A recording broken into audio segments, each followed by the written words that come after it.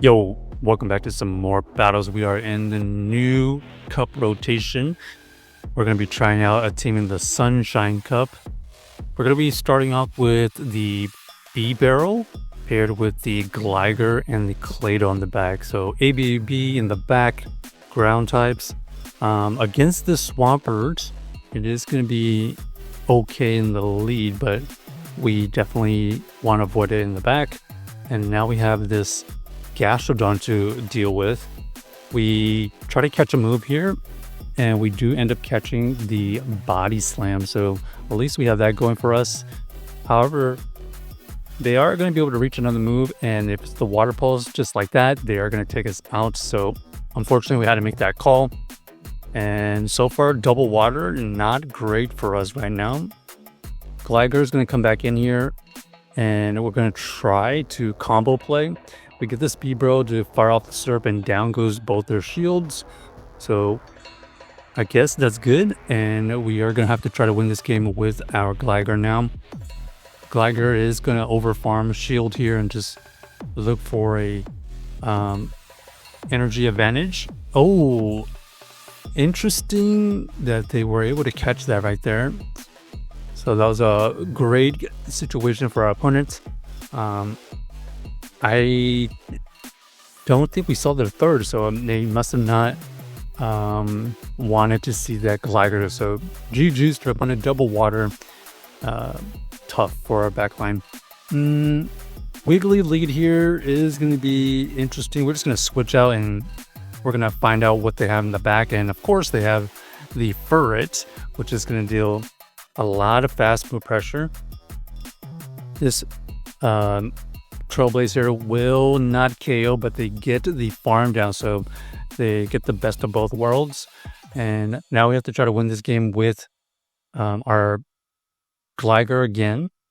And we are going to overfarm just a tad and get to this Surf to take out this Furret. And now we see the Wiggly plus the Golurk. Wow. So Golurk is still lurking in the back, but more importantly, this Wiggly is just doing tremendous fast move pressure. They get the Icy Wind debuff, and this might not even KO at this point. Yeah, Dig still not enough to KO, and they just easily farm us down, and down goes our team. So GG's to our opponent. The opponent kind of ran a open Great League team with the Mud Slapper / Charmer, so kudos to them for using that team, but we're going to look to switch it up here. It's looking like ground types needs to be covered. So we're going to switch it up here and use a little bit of everything we saw, which is the Swampert, Furret, and the Shadow Gligar. So fantastic lead here. Our opponent is going to stay in. Interesting. Looks like our opponent is going to fire off a move, and we do shield, but it ends up being the Stone Edge. So most likely they're running Stone Edge Earthquake. They let it go, and then we get the farm down, so that's really good. And then we're going to switch out immediately here because we believe the Swampert is going to be very good in the back, considering they wanted to stay in. And you can see right here, this Furret tanks the Acrobatics, and our opponent is also staying in, tanking the Swift, and yep, there it is. So Talonflame lurking in the back, did not want to see the Swampert, so we were able to chip away at it, but I think we were still going to be able to KO regardless of that chip damage. So they decided to shield, and now we have to shield here in order to potentially get to another move, and that's exactly what happens. We get to this next Hydro right before they get to their move. Down goes the Talon, and now we just got to go into our Gligar. Doesn't matter what move here, we can survive because we're fairly healthy. Acrobatics does what, 80% right there, so able to survive that luckily and able to farm down afterwards. So GG's. Looks like the Swampert ended up coming clutch for us. Okay, Swampert lead here versus the Pilos Wine. And we once again have a favorable matchup here. Our opponent ends up throwing the Icicle Spear, Oh, our opponent catches the Hydro onto their Cradily, but since the Cradily is running Acid, we are allowed to farm back up to a Hydro, and then we leave. And now we're gonna have this Gligar tank the move, get to an Aerial Ace, and take out the opposing Cradily. We luckily get to another Aerial Ace to chip away at this Piloswine. Piloswine has energy, we have energy, and it's going to come down to if they predict and they actually try to throw and we win the cap tie.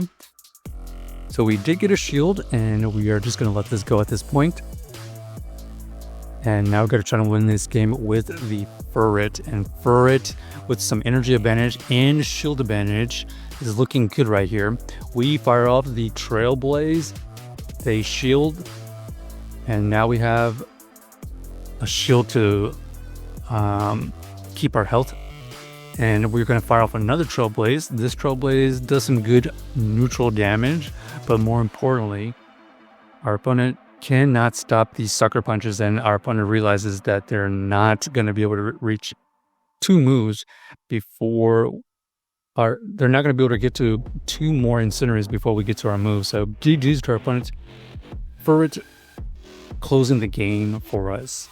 Okay, Swampert versus Gligar. They swap into their Cradily, and we are prepared with our own Gligar. Gligar able to tank a move easily, and now we just got to overfarm. We are going to fire off the Aerial Ace here. I don't think any move KOs because we got debugged, but it would get low enough that we potentially could farm. But you can see here, we end up getting 2 shields. So we're going to shield once here, force the switch out, and now this Gligar is very vulnerable. Does 1 Hydro KO? Not quite. So good to know that a regular Gligar survives a Shadow Hydro, but we end up getting the farm down, and then we have energy to throw back at this Cradily. So down goes the Cradily, and there comes the Magcargo again.